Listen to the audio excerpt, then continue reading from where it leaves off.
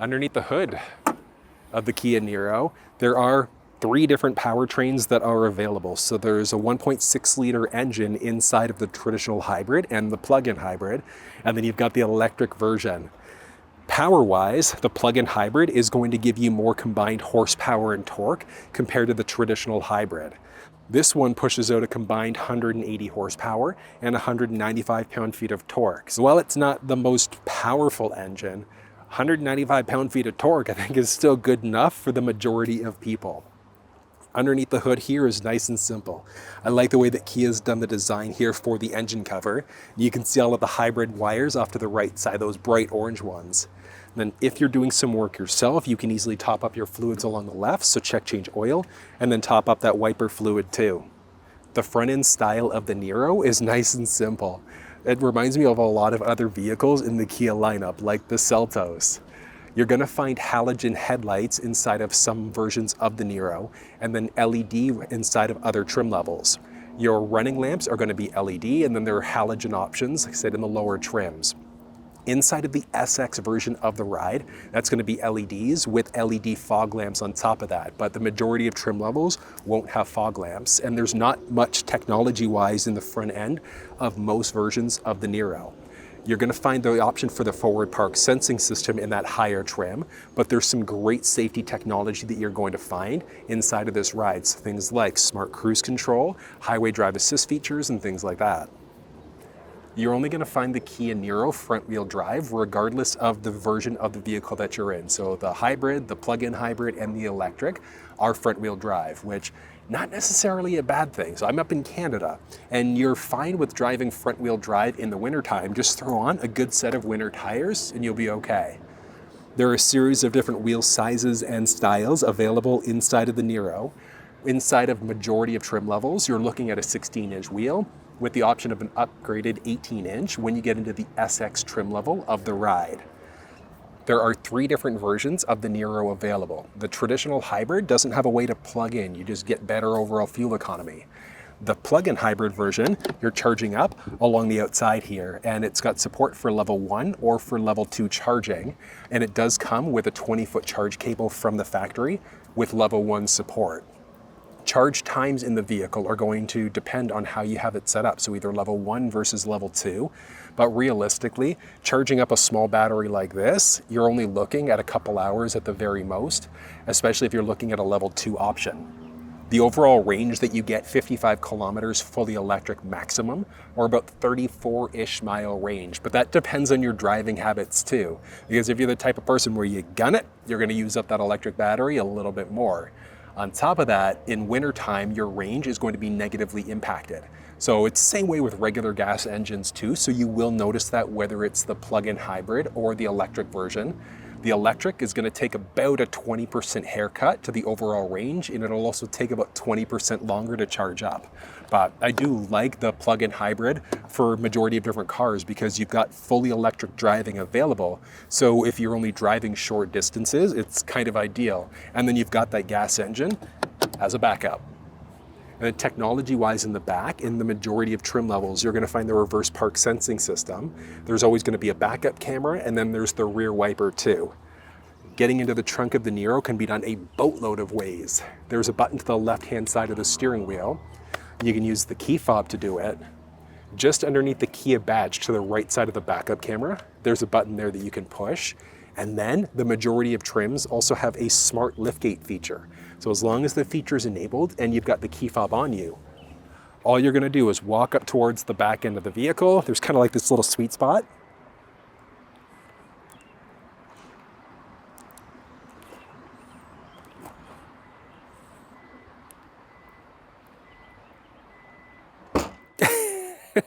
in order to pop that liftgate open. Like I said, there is that little sweet spot that you've got to hit in order for that to work. But I love the feature. There's nothing off to the left-hand side. Along the right-hand side, there's a little cubby that you can open up, and that is going to be access for the battery. There's a little storage tray in the back here, and lifting that up, you're going to find a tire mobility kit. So there's no mini spare tire inside of this ride. So if you ever puncture a tire, you can try to seal it yourself. So the goop is there, and then there's also the inflator kit. And then since this is the plug-in hybrid, there's also the 20-foot charge cable, which you'll also find inside of the electric version of the Ride. And folding down the second row seats is a manual process. If you can't reach it from the trunk, you can open it up from the second row. But from the trunk here, there's a button along the top you're going to push, and push the seat down, and it's a fairly flat fold. There's a great amount of space that you're going to find inside of this Ride. And then the cargo measurements that you're looking at, the ones specifically behind the first row, go from right where that trunk door would close to just in behind the little armrest between the first row seats. So if the driver's seat, passenger seat were forwards or backwards a little bit, you'd gain or lose a little bit of extra space, but solid amount of space inside of this trunk. It's nice. And one thing about the liftgate is that you've got the option of setting a unique height. This one's actually a little bit lower, so you can raise or lower it to whatever height you'd like to. And then there's a button on the outside there. You'd use that in order to close it. But if you push and hold it for a few seconds, you've got that double beep and it's going to lock into that place too. It's a pretty useful setting. And then to close, just button push. Filling up fuel inside of the Niro is done just along the driver's side. And then since we're looking at a hybrid, the fuel door is actually locked, and that's just got to do with depressurization. So along the first row, there's a button there that you're going to push in order to be able to unlock. And it is a capped system. If you're worried about fuel theft, you could get a locker there too. When it comes down to fuel quality, regular 87 octane is all you need to use inside of this Ride. It doesn't matter which version of the vehicle that you're in. I mean, obviously the electric you're plugging in, but the hybrid and then the plug-in hybrid, regular 87 is all you need, so just regular fuel. The hybrid is going to get good fuel economy. The plug-in hybrid is going to get even better, especially since it's got the electric driving side of things too, because as long as the electric battery is fully charged up, you've got an EV specific mode. So you'd be able to keep yourself in EV driving the majority of the time, which means that you could be saving a boatload of cash by using electric over gas. Obviously, if you're looking for the electric, that is available as an option, but I do think that the plug-in version is kind of the sweet spot, because you get 55 kilometers or 34 miles of fully electric range with that 1.6 liter engine as a backup, just in case you need it. But if you're the type of person to granny drive it, not gun it as you go, you'll get great economy inside of this Ride. The side view mirrors inside of the Niro are manual folding.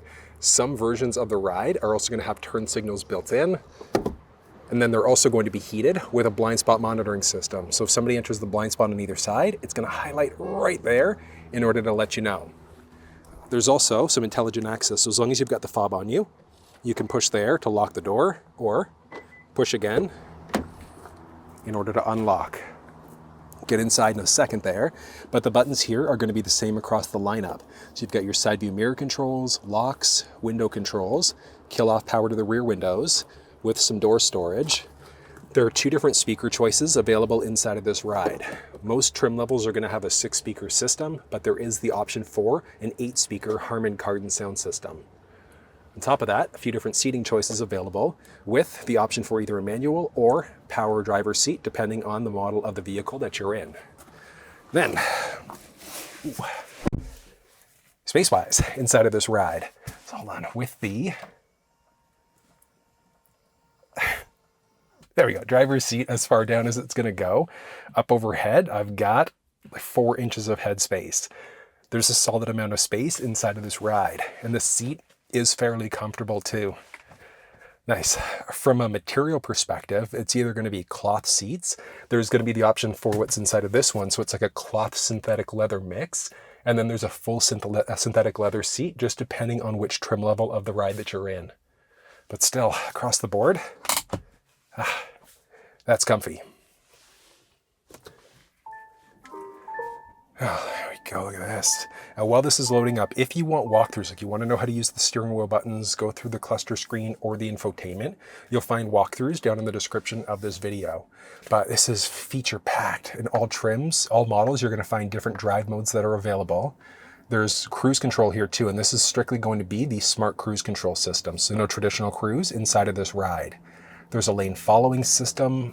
Like I said, feature packed. That's neat. The infotainment system here, feature pack 2. You've got Android Auto, Apple CarPlay support. Some versions of the ride are going to have factory navigation. Others aren't. It's going to depend on which version of the vehicle that you're in. But if yours doesn't have navigation, honestly, it's not a big deal because you could hook up over your phone to use Google Maps, Apple Maps, or Waze through Apple devices, or Google Maps and Waze through Android. So that is available as an option. You've got dual zone climate control available as an option depending on the model. All of your climate control settings there.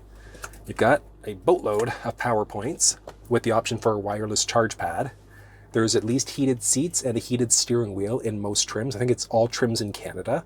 Optional down in the States in some trims. And then there's the option for ventilated first row seats when you get into the highest trim of the hybrid, the traditional hybrid.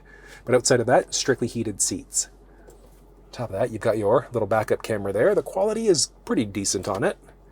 Electronic parking brake, and then you've got some options here. Because this is the hybrid, the plug-in, you can go into an EV mode. So if you've got enough charge, you could be driving strictly with electric. It's fantastic.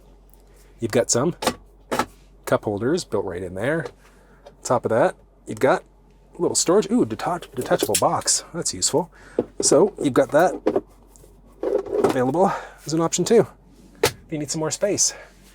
And there you've got this glossy highlight. So gloss all over the place there. You could look at a screen protector if you need that as an option. Glove box here is non-lockable. Up overhead, you're going to have an auto-dimming rear view mirror in some trims, manual in others, SOS and tow mode just in case, and then you're going to find a sunroof in the majority of trim levels of this ride.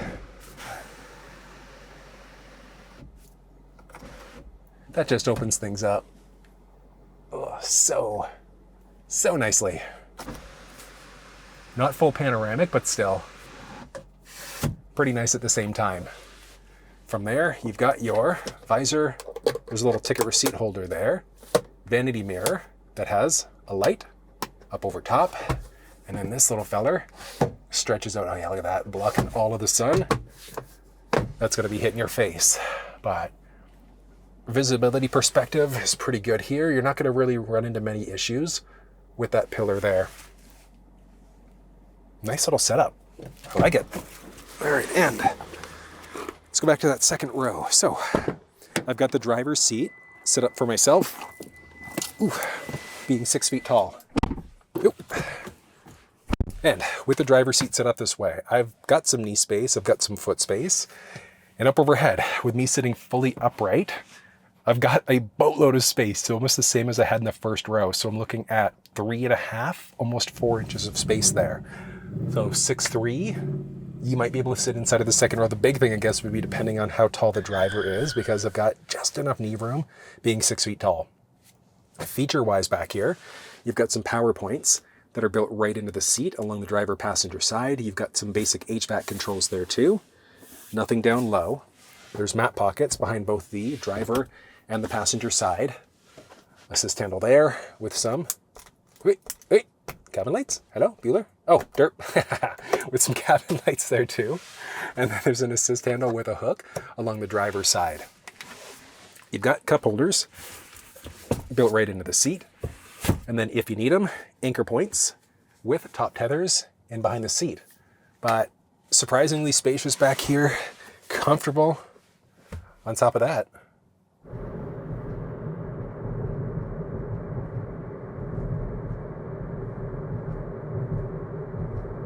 And that was a look at the Kia Niro plug-in hybrid. I think it's a good balance because you get fully electric mileage with that gas engine just in case. But you can find all of the build details for this Niro down in the description, along with links off to Durham Kia and Kia Canada and US. But if you found this video useful, give it a thumbs up, share it with someone if you think they might find it helpful. And until I see you next time, take care.